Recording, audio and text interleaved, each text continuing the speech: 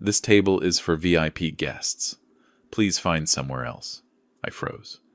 It was my son's wedding, but my daughter-in-law said it as if I were a stranger. I looked around. Flowers. Crystal glass. Soft lights everywhere. Then I looked down at my old suit, and at table 1, the seat I had just taken. The irony was hard to miss. Just a few hours earlier, I had signed the check myself, paying for all of it. I took my wife's hand. We walked away in silence, not knowing that the night was about to expose everything. Before I go on, if you're listening to this story and something feels familiar, please subscribe to the channel and leave a comment telling me where you're listening from. Now, let me tell you what happened right after that. I didn't say anything after that. I just stood there for a few seconds, long enough to realize that people around us had heard. No one spoke up. Glasses were still raised. Smiles stayed in place, as if what had just happened was too small to matter in such a luxurious afternoon. I knew that feeling well. It's the feeling of being pushed out, not by force, but by collective silence. Eleanor stood beside me.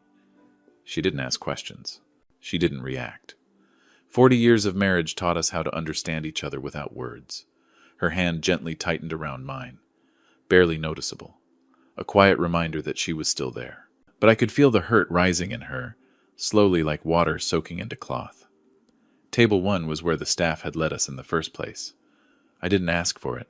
I didn't refuse it. I simply assumed that was how things were meant to be. Then Tiffany walked over, with 2 bridesmaids, long dresses, fixed smiles. Her eyes looked straight at me, the way you look at a decoration placed in the wrong spot. She said those words cleanly, clearly. No explanation needed.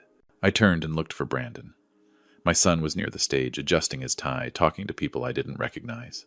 I called his name, not loudly, just enough for him to hear. Brandon turned around. He looked at me for a second. Then his eyes slid quickly to Tiffany. I waited for something. Anything. A gentle word. Even hesitation. But there was nothing. "Dad," he said quietly in a rush, "it's crowded today. You and Mom will be more comfortable in the back." Comfortable, I nodded. Not because I agreed, but because I understood the conversation was over. In that moment, I realized I was no longer the center of my son's world. And maybe I hadn't been for a very long time. We stood up. The chairs were pushed back neatly. No one stopped us. A young waiter led us past rows of white tablecloths, past the softly lit area for the cameras, then turned into a narrow path behind everything. The music grew distant. Laughter faded away. The new table had no number, just a plastic table with a simple cloth set near the technical area. There were cables, control boxes. A few people bent over checking equipment. No one noticed us. Eleanor pulled out my chair, then sat across from me. I looked at her. She smiled. That familiar smile. The one she always uses when she wants me not to worry. But I couldn't stop thinking. The thoughts came slowly, quietly, one after another. I thought about that morning when I signed the final check. $2.5 million. I signed without hesitation. I believed it was a father's duty. I believed it was how I closed the chapter of raising a child. I also thought about the beach house. I had kept it a secret, planning to give it as a gift after the wedding. Not to impress anyone, but to let Brandon know that no matter how far he went, there would always be a place to come home to. Sitting at that table, I wondered if he still needed that. Eleanor placed her hand over mine. "We're fine," she said softly. I nodded. I didn't want her to see the shift inside me. I didn't want this day to become an even heavier memory. Music from the stage drifted over. The host began talking about love, about the future, about promises. I listened, not because I believed every word, but because I wanted to understand where my son stood within them. Yet with every sentence I felt farther away. I looked around. No familiar faces, no eyes searching for us. In that moment I understood something simple. When people decide to remove you from the frame, they do it gently. No arguments, no explanations. They just move you to another corner and continue the party as if nothing happened. I sat there, hands resting on the table, back straight, silent. I didn't know that just minutes later, this very silence would be where everything began to crack. I stayed seated at that table for a long time. No one noticed us. The technicians spoke quietly among themselves, careful not to let their voices drift into the reception. Eleanor adjusted the shawl on her shoulders, then placed her hands back on her lap, as if reminding herself to stay calm. I could hear my own heartbeat, slow, steady. I thought maybe this was how the rest of the afternoon would go, sitting in a corner, watching everything pass by, leaving when night finally fell. Then I heard Brandon's voice, not from the stage, not through the main speakers. It came from right behind me, from a monitor speaker near the technical area. At first I thought it was a test recording, but the voice was too real, too close. I turned my head. A young technician frowned, his hand still on the control board. He didn't seem to notice anything unusual. "Turn that off," Tiffany said with a light laugh, sharp and clean. "I don't want to hear that speech again." I looked at Eleanor. She had heard it too. Her gaze froze, not with curiosity, but with instinct. I didn't say anything. I simply sat up straighter, as if my body already knew I was about to hear something I was never meant to hear. "Relax," Brandon replied. "After today, it's all done. Everything will fall into place." I had never heard my son speak like that. No familiar impatience, no usual bragging. His voice was calm, like someone talking about a plan that had been prepared for a long time. Tiffany laughed louder. "I just hope it's soon. I can't stand pretending to be the good daughter-in-law anymore.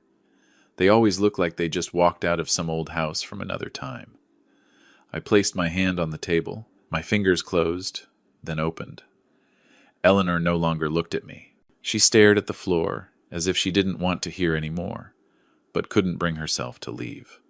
"Next week," Brandon said. "I've already talked to the facility. All the paperwork is done. Just a few more signatures." "The nursing home by the canyon?" Tiffany asked.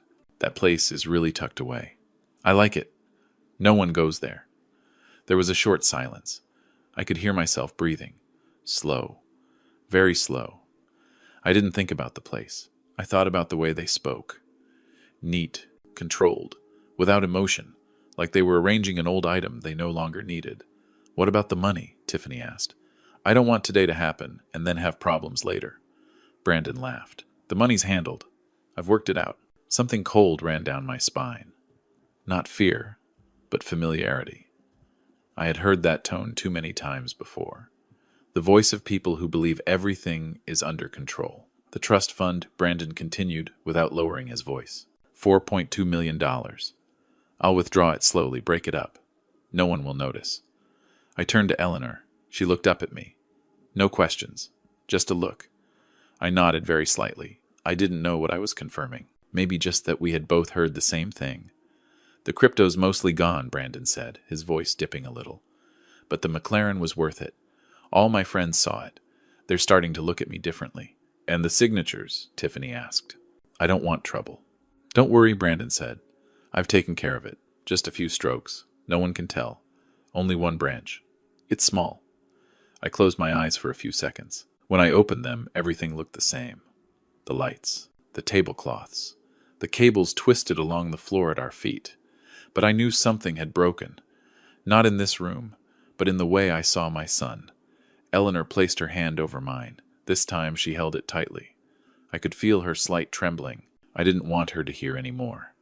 But the voices kept coming, uninvited. "After today," Tiffany said, "everything will be clean. No more pretending." I opened my eyes. I looked straight at the speaker. I wasn't angry in the way people usually imagine. No explosion. No urge to act immediately. I just felt clarity, clear and cold. I had paid for this afternoon. I had been pushed out of my own frame. And now, in this technical corner, the truth was revealing itself. Without me asking, without me searching. I leaned toward the technician. "Can you hear that?" I asked quietly. He looked at me confused. I think the mic wasn't turned off." "I want it kept on," I said. "Just leave it on." He hesitated for a second, then nodded. I sat back down. Eleanor looked at me, her eyes full of questions. I didn't explain. I only said, "Stay here with me." She nodded. We sat there, like two people waiting for a storm to pass. I didn't know how this would end, but I knew one thing. From this moment on, I would not leave in silence again. I didn't stand up right away after what I had just heard. I didn't look around for anyone else's reaction either. The reception went on, as if nothing had been exposed in this hidden corner. Eleanor sat beside me, back straight, hands neatly folded on her lap. She didn't ask anything more. Sometimes silence is the only way to keep yourself from breaking. The music shifted. The host stepped onto the stage, voice brighter, more excited. I assumed the important part of the ceremony was about to begin. Brandon and Tiffany were probably up front under the lights, where all eyes were on them. I didn't want to look anymore. I just sat there, feeling each second pass, as if waiting for a signal to stand. Then I heard something else. Not from the speakers. Not from the stage. A faint disturbance starting near the entrance. At first, just a few heads turning. Then short pockets of silence, one after another. I turned around. A motorcade had stopped in front of the estate. No display. No sirens. But the way people instinctively stepped aside told me this wasn't just late guests arriving. Men in dark suits stepped out first, scanning the area, then opened the door for the person behind them. Brandon and Tiffany almost ran forward. I saw them from a distance. Brandon adjusted his jacket, a smile appearing too fast, too stiff. Tiffany walked beside him, her hand lightly on her husband's arm, posture confident, as if this was the moment they had been waiting for all afternoon. I knew exactly what they were thinking. They believed this presence was for them, for appearances, for the status they were trying to build at any cost. The man entering the courtyard didn't look at them right away. He paused, exchanged a few quiet words with security, then looked straight ahead. I recognized him before he saw me. Governor Miller, a familiar face. Not from television, but from closed-door meetings, from conversations that never needed to be written down. He walked slowly. Very slowly. Brandon extended his hand, the smile ready. Tiffany tilted her head slightly, preparing for a handshake meant to be witnessed. But Governor Miller didn't stop. He walked past them, as if they weren't there. I heard a sharp breath. I couldn't tell whose.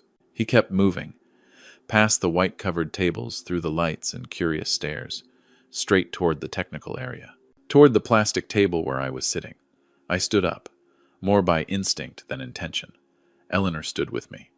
Nate Sterling, he said, voice low and clear. What are you doing sitting in this corner? I looked at him. I didn't smile.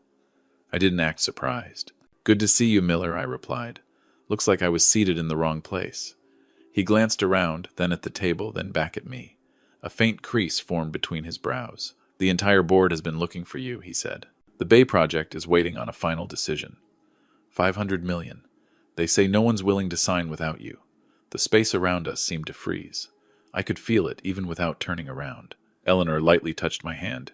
Just enough. I'll handle it later, I said. Today is my son's wedding. Governor Miller studied me for another second, then turned to Eleanor. Mrs. Sterling, he nodded. It's been a long time. She returned a polite smile. Nothing more, nothing less. Only then did I turn back. Brandon stood not far away. His face had changed completely.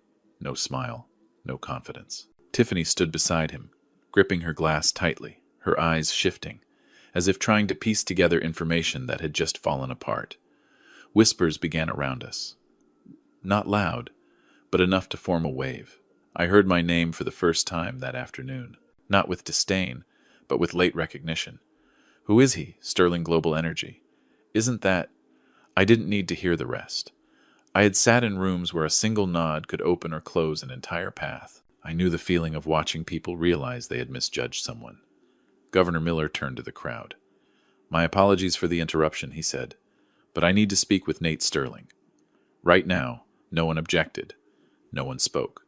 Brandon took a step forward, then stopped. He looked at me, and for the first time, there was something like fear in his eyes. Not fear of embarrassment, but fear of realizing the ground beneath him was no longer solid. I looked at my son. No anger, no accusation, just a look. In his eyes, I saw an unspoken question. Who are you, Dad? I didn't answer. I turned to Governor Miller. Give me a few minutes, I said. I need to take care of a family matter. He nodded. I'll wait. I stood there, under the lights, surrounded by stairs, in a reception I had been asked to leave at the center table. And for the first time that afternoon, I knew things were about to change. Not because I wanted to make a scene, but because, once the truth is exposed, there's no putting it back. I didn't rush onto the stage. I stood still for a few more seconds, long enough for the room to reset its breathing. The whispers faded. The music had stopped at some point. The lights were still on, but no longer dazzling. I could feel the shift clearly, like a door quietly closing, revealing a different space behind it. Colder, more honest, I walked forward one slow step at a time, not to draw attention, simply because I no longer had any reason to hurry. Eleanor stayed seated in the back. She looked at me, her expression strangely calm. I knew she understood what I was about to do, even though we hadn't exchanged a single word. On the stage, the microphone was still live. I picked it up, tested it once, then brought it closer. The sound came through steady. No tremor. I heard my own voice, older, deeper, but clear. "I'd like to say a few words," I began. No one interrupted. No one objected. Brandon stood below arms hanging at his sides, face tight. Tiffany stood next to him, her eyes darting quickly, as if searching for an exit. "I didn't plan to speak today," I continued. I believed my role had ended when I signed the final documents for this wedding. I paused. Not long. Just long enough for people to remember that part. I looked down. Brandon avoided my eyes. Tiffany didn't. She looked straight at me, but her gaze had changed. The earlier contempt was gone. In its place was open defense. "However," I said, "there are some things that, if not said here, will never have another chance to be said." I tilted my head slightly. A man stepped onto the stage and stopped a short distance from me. My attorney. He didn't smile. He didn't greet anyone. In his hands was a thin stack of documents, neatly arranged. "I'll keep this brief," I went on, "because I don't want to prolong the discomfort for anyone." I looked directly at Brandon. Over the past 18 months, transactions were made without my knowledge. $4.2 million was withdrawn from the family trust. A wave of murmurs rose, then quickly pressed down. I didn't need to look to know. There were signatures placed on transfer documents, I continued, that I never signed. Brandon took a small step back, very small, but enough for me to see it. "My attorney has verified everything I said evenly. There is documentation. There is no misunderstanding. I didn't use harsh words. I didn't need to. Truth, when placed correctly, carries its own weight. I also need to clarify one more thing," I said. "The wedding gift I intended to give today will no longer be given." Tiffany let out a tiny sound, like a breath cut short. Brandon looked up at me. For the first time that afternoon, real panic showed in his eyes. "The beach house transfer has been canceled," I said.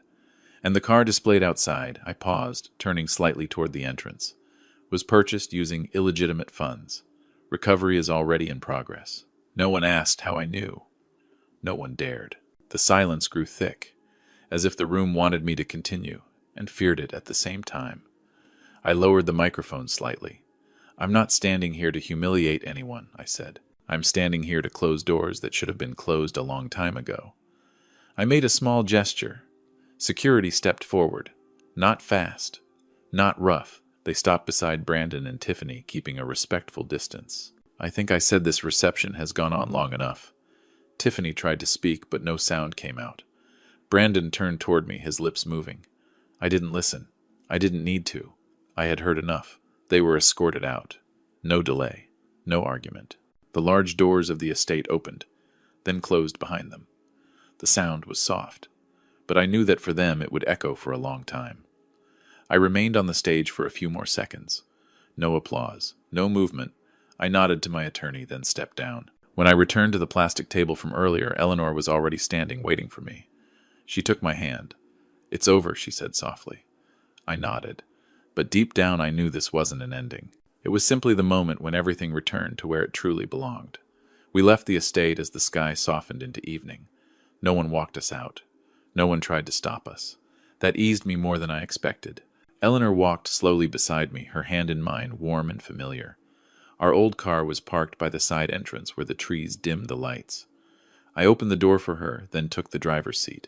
When the engine started, that familiar sound pulled me back from the space that had just closed behind us.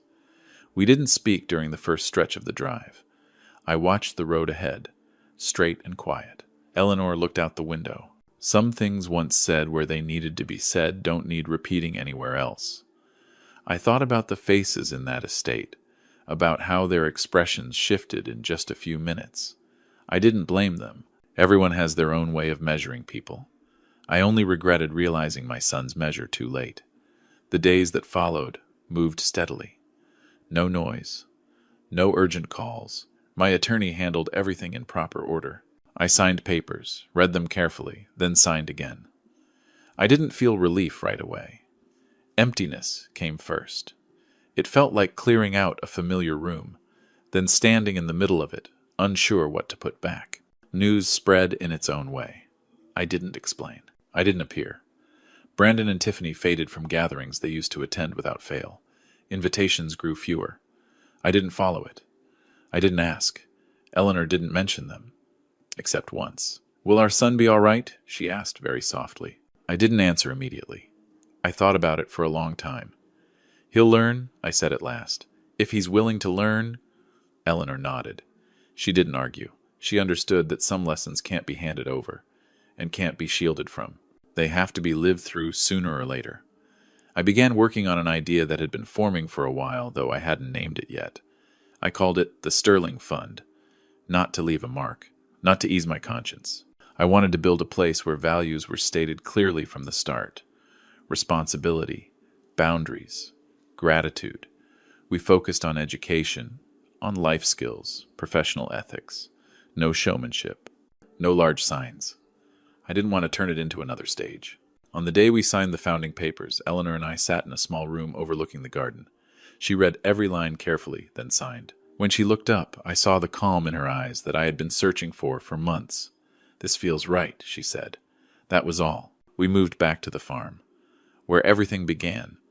In the mornings I woke early and walked the land. No meetings, no packed schedule. I fixed the fence, tended the small garden Eleanor loved. In the evenings we ate simply. I listened as she told old stories, details I used to overlook, thinking I had plenty of time. One evening, just before sunset, Eleanor asked if I had any regrets. I looked toward the horizon where the sun met the edge of the land. "No," I said. "I only wish I'd set boundaries sooner." She was quiet, then smiled. It was the smile I had known from the beginning. No blame, no comfort, just presence. Every so often I received letters from young people in the fund's programs. They didn't know much about me. They wrote about what they were learning. I read each letter slowly. Some nights, I set them down and sat quietly for a long time. I thought maybe that was how things found balance again, without noise. I didn't try to reconnect what had been broken. I didn't slam every door shut either. I left them where they belonged. If one day Brandon wants to step through, he'll have to knock. And if that day comes, I'll listen. But I won't open the door out of fear of being alone. One night, Eleanor and I sat on the porch, the air cool. She rested her head on my shoulder. I listened to insects to wind, moving through the leaves. I thought about that afternoon at the estate, about the plastic table, about the sentence that pushed us out of the frame. I realized something. Some moments that feel like humiliation are actually necessary reminders. A tree cannot stand if it forgets its roots. And wealth without gratitude is just a layer of paint, easy to peel away. I gently squeezed Eleanor's hand. Our old car sat quietly beside the porch, covered in a thin layer of dust. I had no intention of replacing it. I don't need a center table to know where I stand. I only need to know who I'm walking with and why. The evening passed slowly, and for the first time in a very long while, I slept peacefully. Before I end, I want to say one small thing. If this story made you pause, if it reminded you of family, of boundaries, or of gratitude we sometimes forget, then please subscribe, like, and share this video. Not for me, but for those who might need a reminder like this. Thank you for staying until the end. The lesson I've learned is simple. Money can build a grand table, but only kindness and gratitude can keep a family standing. If you're still holding on to your roots, then it's not too late.